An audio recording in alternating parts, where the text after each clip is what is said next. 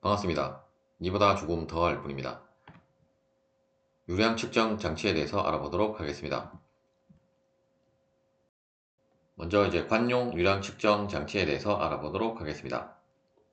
관용 유량 측정 장치에는 오리피스, 노즐, 그리고 벤츄리가 있고, 그리고 그 다음에 그림에 보시는 것처럼 오리피스나 노즐은 이 유체가 통과하면서 다음과 같은 와류가 발생을 하기 때문에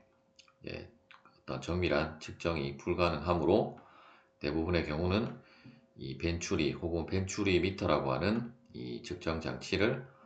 사용을 한다라고 보시면 되겠습니다. 우리가 위치를, 일 위치를 어떤 이 관의 축 중심을 유체 입자가 통과를 한다라고 생각을 하고, 그러면 위치에 대한 Z1과 Z2는 동일 위치이기 때문에 생략이 되게 되고,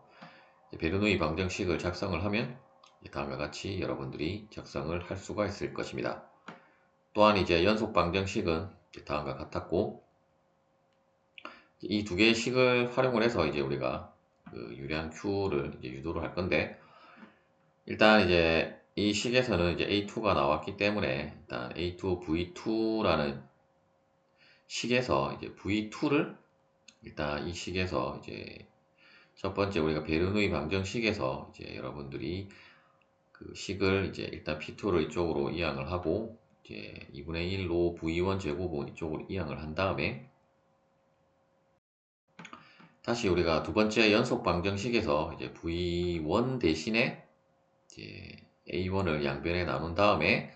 그러면 V1은 A1분의 A2 곱하기 V2이기 때문에 그 값을 V1에다가 대입을 해서 V2에 대해서 식을 정리를 하면 다음과 같이 여러분들이 식을 정리를 할 수가 있을 것입니다. 따라서 우리가 벤츄리 미터에서 사용하는 유량 공식은 A2 곱하기 루트 로 곱하기 1 마이너스 A1 분의 A2 제곱분의 2 곱하기 P1 마이너스 P2로 계산을 하면 되겠습니다. 두 번째 장치는 슬로스 게이트라고 하는 다음에 사진에 보시는 것처럼 수문이라고 보시면 되겠고, 수문 같은 경우는 어떤 물을 실제로는 이렇게 가둬뒀다가 이 문이 이렇게 열리면서 아래쪽으로 물이 빠져나가는 거라고 보시면 되겠고, 이때 빠져나갈 때 이 빠져나가는 물의 양을 우리가 측정을 할 수 있다라고 보시면 되겠습니다. 이 경우도 우리가 베르누이 방정식을 사용을 해서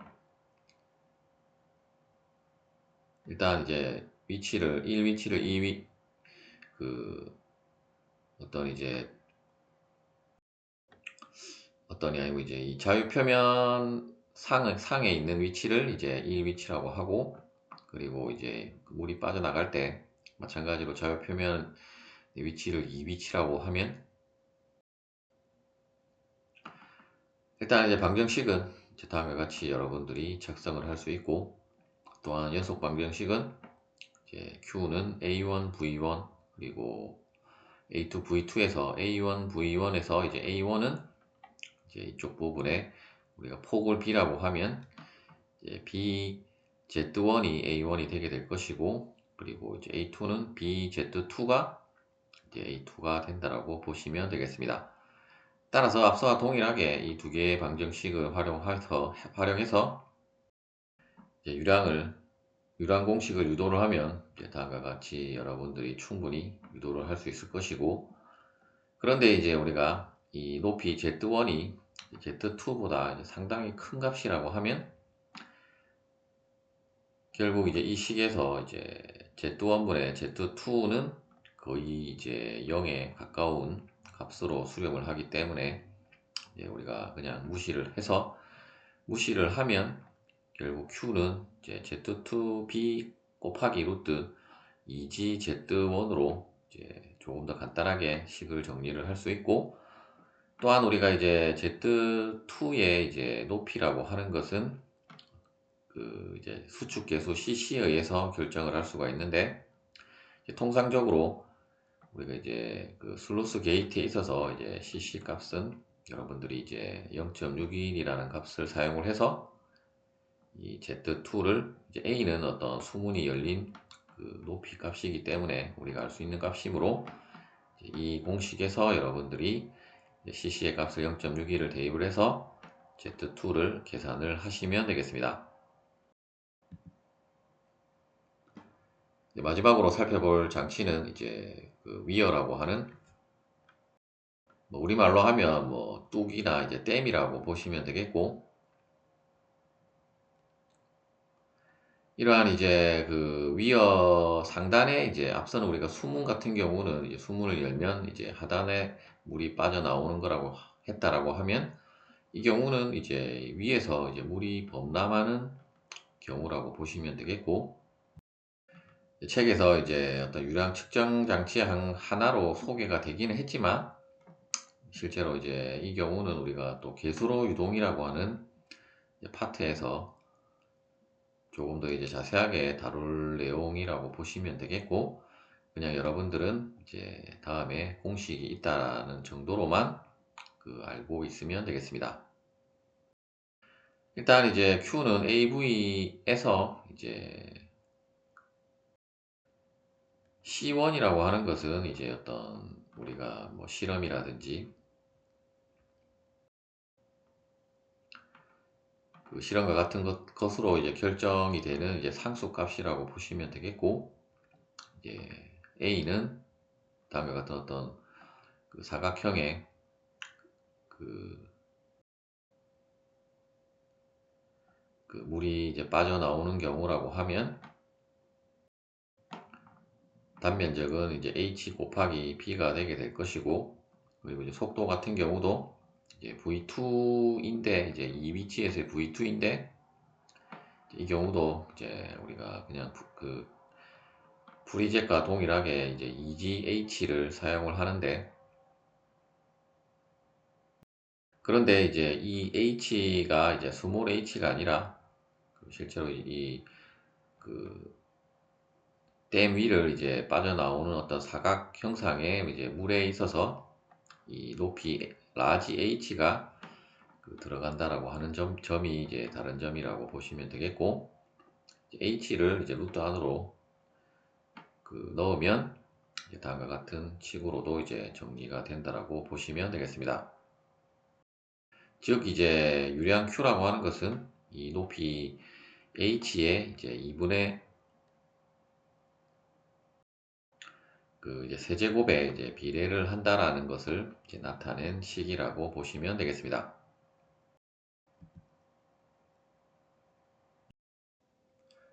예제를 풀어보도록 하겠습니다. 다음과 같은 이제 벤츄리 미터에 이제 케로신이라고 하는 유체가 이제 이동을 하고 있을 때 유량의 범위가 이제 다음과 같이 주어졌을 때 이 1위치와 2위치 사이의 이제 압력차의 범위를 구하라는 문제가 되겠습니다. 이제 그림상에서 이제 이렇게 된 것은 이제 압력계를 나타내는 거라고 보시면 되겠고, 실제로 이제 이 압력계에 어떤 이제 이 두 위치 사이의 압력이 이제 표시가 되게 되는데, 이제 그 압력 값을 구해서 이제 유량이 이렇게 주어졌을 때 이제 그 압력의 범위를 구하라는 문제가 되겠고, 그리고 이제 케로신은 이제 등류라고 보시면 되고, 이제 등류의 이제 비중이 0.85로 주어져 있고, 각각의 위치에 대한 어떤 이제 치수 정보가 이제 지름으로 1위치의 지름은 0.1m, 그리고 2위치에 있어서 지름은 이제 0.06m로 주어져 있습니다. 먼저 이제 우리가 Q는 우리가 유량 공식 이제 Q는 유량 공식에서 P1과 P2에 대해서 이제 식을 다시 정리를 하면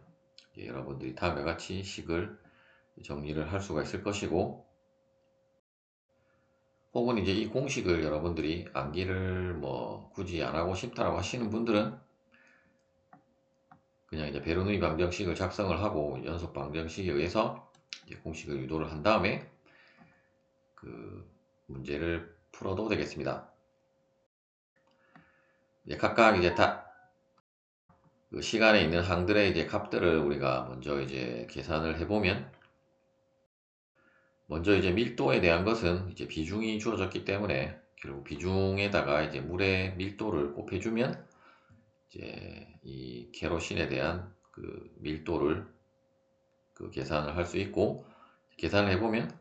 이제 850km/s 세제곱미터가 되겠습니다. 그리고 A1 분의 A2는 결국 이제 D1 분의 D2의 제곱이기 때문에,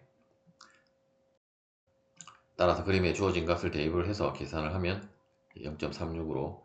계산이 되게 되므로, 따라서 이제 우리가 일단 계산해야 될 값은 모두 계산이 되어졌고, 뭐 A2는 뭐 그냥 여러분들이 이제 4분의 파이 D2의 제곱으로 계산을 하시면 되겠고, 먼저 이제 그 유량이 이제 범위가 주어졌기 때문에 이제 최소값일 때의 그 압력차와 최대값일 때의 압력차를 구하면 결국 이제 그 두 개의 압력 차값에 대해서 이제 범위를 정하면 되고, 먼저 이제 유량이 0.005 세제곱미터/s일 때는 이제 공식에 대입을 해서 계산을 해보면 1.16kPa로 계산이 되게 되고, 0.05일 때는 이제 116kPa이므로, 즉 이제 유량이 클수록 이제 압력이 더 커진다는 것을 우리가 확인을 할 수 있고, 따라서 이제 어떤 이제 연속적으로 변한다라고 하면 일단 다음과 같이 우리가 유량이 아니고 이제 압력차의 범위를 정할 수 있다라고 보시면 되겠습니다. 또는 이제 우리가 이 식을 어떤 우리가 함수식이라고 생각을 하면 결국 이제 변수는 이제 q라고 보시면 되고, q의 제곱으로 되어 있기 때문에 어떤 이제 다음에 그래프에 보시는 것처럼 직선이 아니라 이제 2차 곡선으로 작성이 되어진다는 것을 알 수 있고, 따라서 이제 우리가 이제 함수로 생각하고 그래프를 작성을 해보면 다음과 같은 그래프가 작성이 되게 되고, 이때 이제 최소값은 그 1.16kPa이고, 물론 이제 이 그래프는 이제 0일 때 값도 주어져 있는데, 이제 0을 대입을 하면 이 식 전체가 0이 되기 때문에 0일 때는 0이고, 일단 이제 유량이 이제 0.005일 때는 이제 이 정도 위치이기 때문에 그때 그 P1 P2의 값은 이제 1.16kPa, 그리고 이제 우리가 최종적으로 그 가장 큰 값은 이제 116kPa이라고 보시면 되겠습니다. 시청해 주셔서 감사합니다.